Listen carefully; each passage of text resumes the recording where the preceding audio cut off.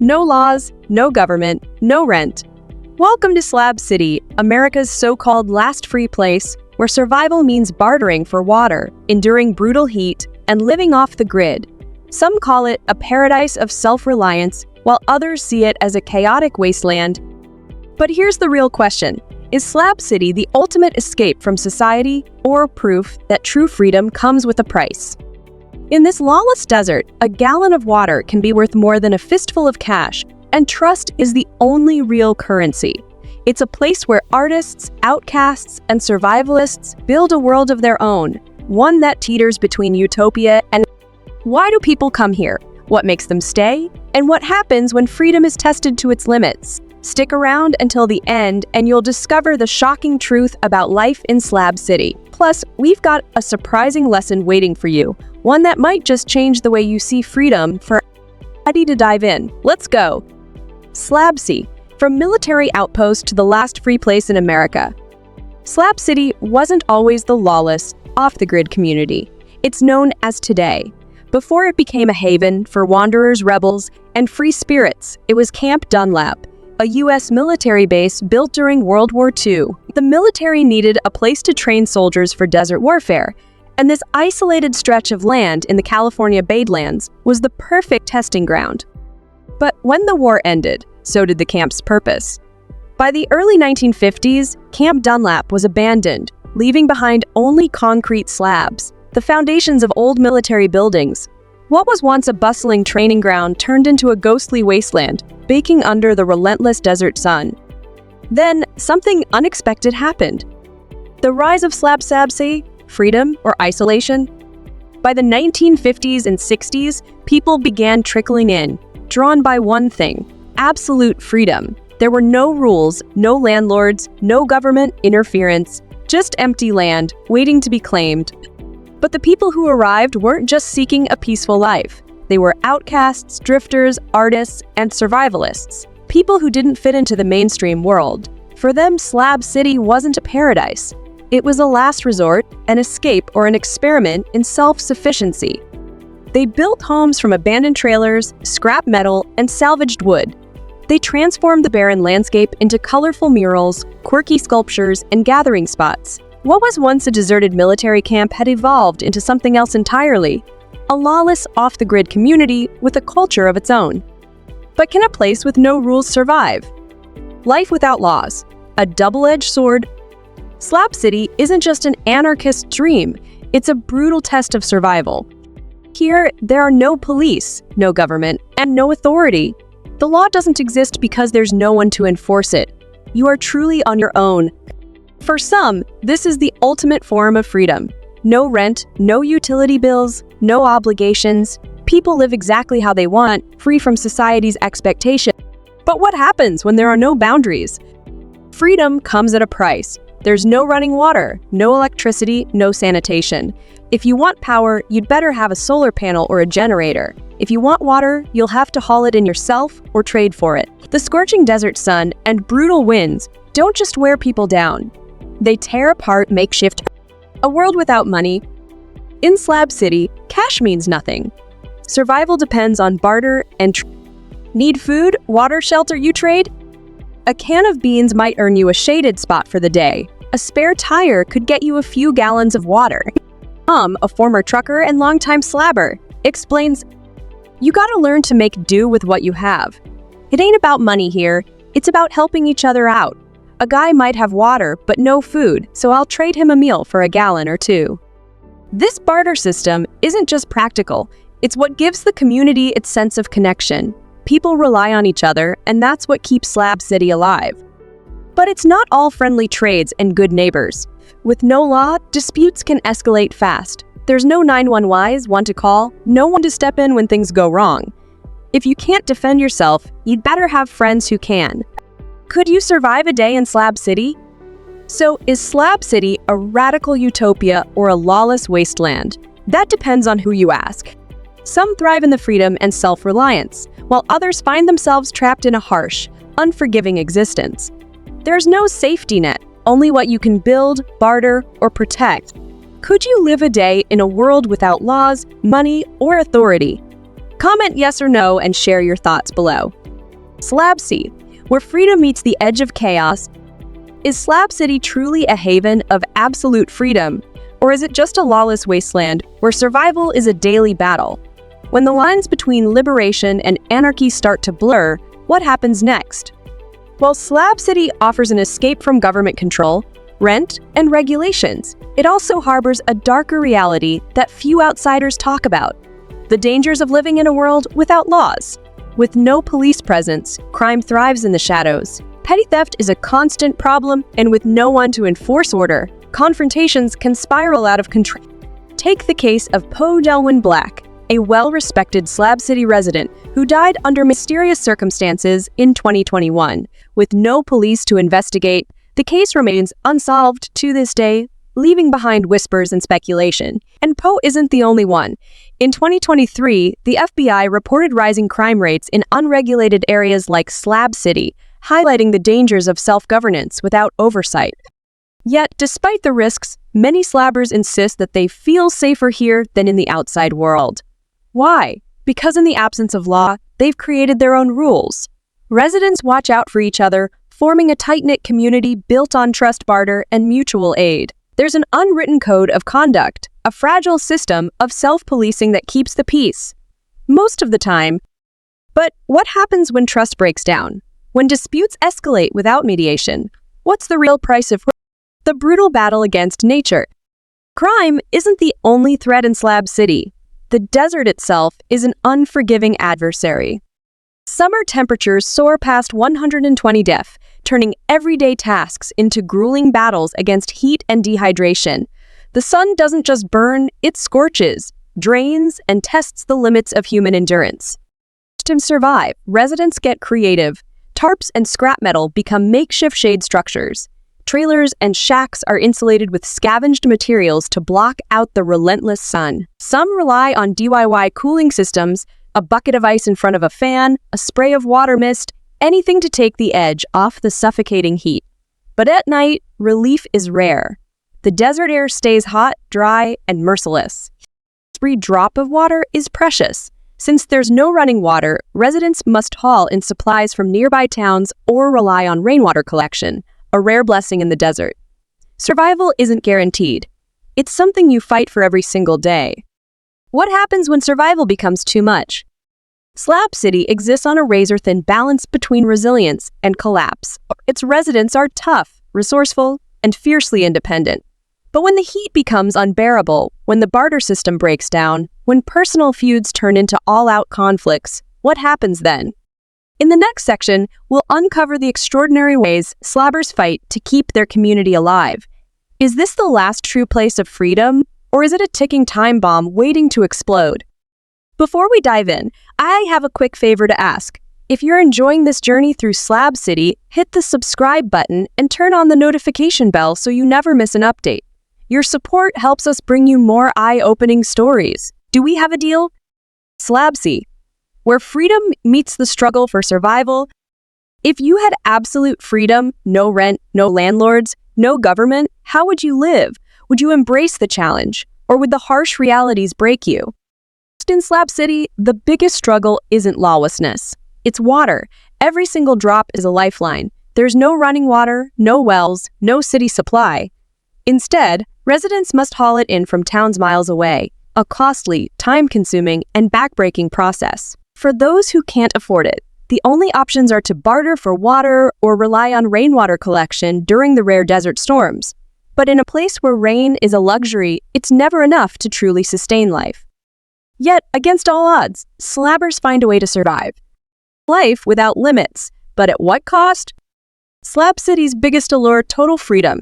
No landlords, no leases, no one telling you how to live. If you find a spot in the desert, it's yours. Build whatever you want, however you want.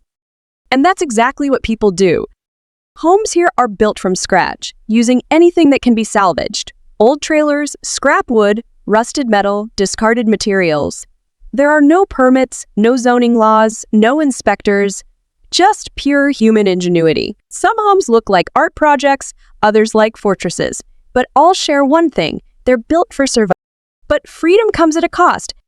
No electricity? Figure out how to install solar panels or live in darkness. No plumbing, build your own system or get used to hauling waste. No security, you're on your own, defend yourself or trust your neighbors. In Slab City, there are no safety nets. Every single day is a fight against the elements, scarcity, and isolation. Is true freedom worth the struggle? This place isn't for everyone. It's a raw, unfiltered experiment in self-reliance, a community of wanderers, escape artists, and survivalists pushing the limits of what's possible. But can you really call a place home when survival is a daily battle? What would you build if you had the chance to create your own world? No rules, no restrictions, drop a comment below. We'd love to hear your vision of freedom. What do you do when you're living in the middle of the desert, surrounded by nothing but heat, dust, and desolation? In Slab City, art isn't just a pastime. It's a lifeline. It's a way to carve meaning out of chaos, to rebel against the harshness of the environment, and to turn struggle into something beautiful. Nowhere is this spirit more evident than in Salvation Mountain, a breathtaking, multicolored masterpiece built by Leonard Knight. For over 30 years, he poured his heart into this monument of faith, love, and resilience, painting biblical verses, flowers, and the words "God is love" across the massive man-made hill. What began as a simple sculpture grew into an icon, drawing thousands of visitors from around the world. It stands as both a symbol of devotion and a testament to human determination, a reminder that even in the most forgotten places, hope can. East Jesus, where trash becomes treasure.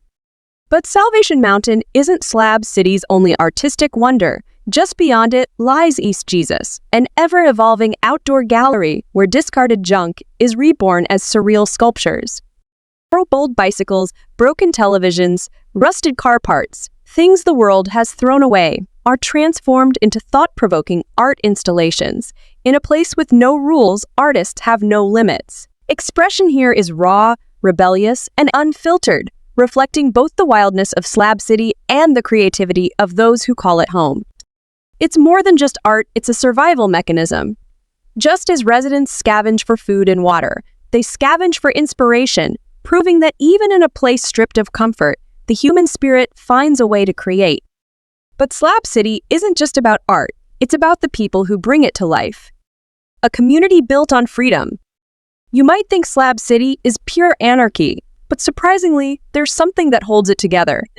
Here, you'll find snowbirds, retirees and travelers escaping the winter cold, living in RVs and soaking in the desert sun. You'll meet artists who see Slab City as a blank canvas, a place where creativity knows no boundaries. Some residents are here by choice, others by circumstance. Veterans, many struggling with PTSD and homelessness, seek peace in the desert's isolation. Drifters, survivalists, and outsiders, all those who don't fit into mainstream society, have found refuge in Slab City's lawless freedom. Despite their differences, they build traditions that give this rugged place a sense of community. Every Saturday night, residents and visitors gather at the Range, an open-air music venue built from salvaged materials. Under the starlight sky, they sing, play, perform spoken word, or simply lose themselves in the moment. In a city with no rules, music becomes the heartbeat, art becomes the language, and survival itself becomes an art form. But can a place this wild truly last? Can a society with no laws ever be sustainable? Stick around to find out, because what happens next might surprise you. Slab City, where survival and freedom collide. In Slab City, scavenging isn't just a means of survival, it's an art form. Residents build their homes from scrap, craft furniture from discarded wood, and transform junk into expressive artwork. Nothing goes to waste here. Every broken appliance, every rusted car part, every cast-off item has the potential for reinvention. But perhaps the most unexpected tradition in this off-grid outpost is the Slab City Prom. Yes, you read that right.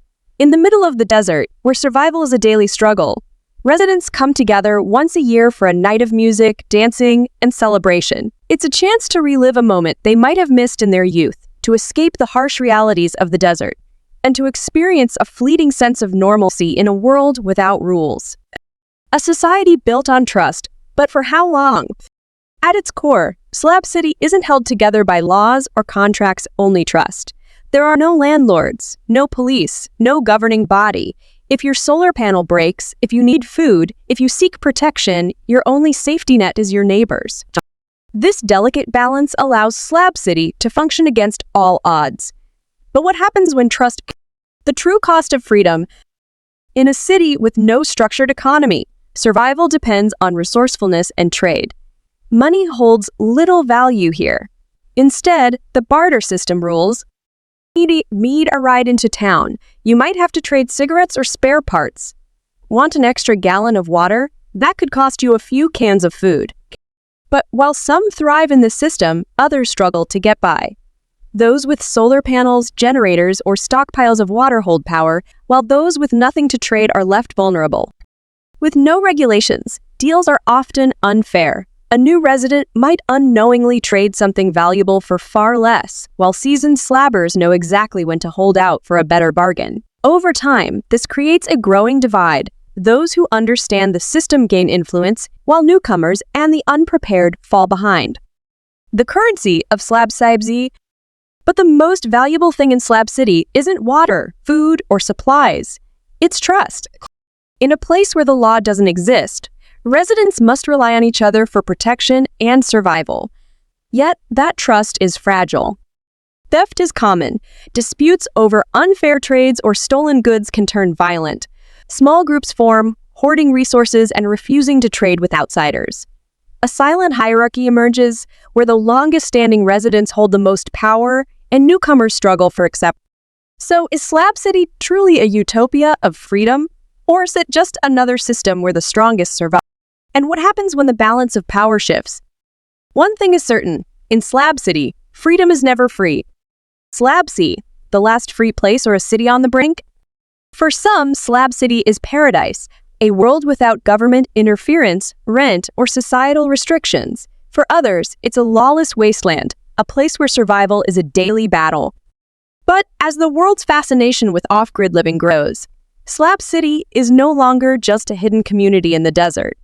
Documentaries, YouTube videos, and news reports have turned this once obscure settlement into a global phenomenon. Some portray it as a rebellious utopia where people create art, build homes, and live by their own rules. Others paint a bleaker picture of the hardships and dangers that come with lawlessness. So which version is real? The impact of unwanted fame? In recent years, an influx of tourists, influencers, and urban explorers has flooded Slab City. Some arrive with cameras in hand, eager to document the raw, untamed nature of life here. Others come to test themselves, to see if they could survive in a world without modern comforts. But not all residents welcome the attention. Slabbers fear that this surge of interest will change the very fabric of their community. Some embrace the visitors, offering tours or selling handmade crafts as a means of survival. Others resent them, seeing them as intruders who treat Slab City like a spectacle rather than a home. More outsiders mean more eyes on Slab City. And that raises a troubling question. Will this attention bring government intervention? The fight to stay independent. Despite the challenges, slabbers are fighting to preserve their way of life. Solar panels have become a symbol of self-sufficiency, allowing residents to live off the grid without outside dependence. Community-led safety efforts have emerged, where long-term residents step in to settle disputes before they escalate. Events like the Range and Slab City Prom help reinforce a sense of belonging, keeping the spirit of the city alive. For many, the battle isn't just about avoiding government control. It's about protecting a way of life that doesn't exist anywhere else in the world. Can Slab City survive? As Slab City gains attention, the threat of commercialization looms. What was once an overlooked patch of desert is now attracting businesses, investors, and even government interest. The land Slab City sits on technically belongs to the California State Lands Commission. For years, authorities have ignored it, but that may not last forever. In 2022, reports surfaced that the state was considering selling the land to private developers, a move that could force residents out. Would Slab City still be the last free place in America if it's no longer free? Freedom comes at a cost. Slab City's survival depends on a delicate balance. Its residents must decide, can they protect their home without outsiders changing it? One longtime slabber, known as Bones, summed it up. We don't want to be turned into a theme park for people looking for a weekend adventure. We live here. This isn't a tourist attraction, it's survival. But even within the community, tensions are rising. Can a place built on anarchy survive if it becomes too well known? Can it function without rules when more people arrive? These questions divide the residents. Some see Slab City as the last true sanctuary for the free-spirited. Others worry that freedom without structure will eventually lead to collapse. Freedom always comes with a price. Living in Slab City means facing extreme heat, unreliable resources, no legal protections, no formal economy. Here, every day is a test of resilience. Some thrive in the challenge, finding purpose in self-reliance. Others struggle, falling victim to crime, poverty, and the very lack of structure that drew them here.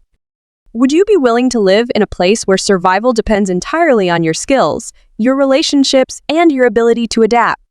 You probably already have your answer.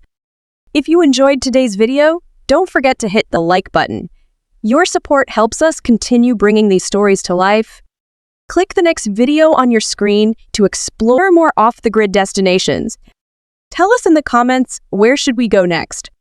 Thanks for watching, and see you in the next adventure.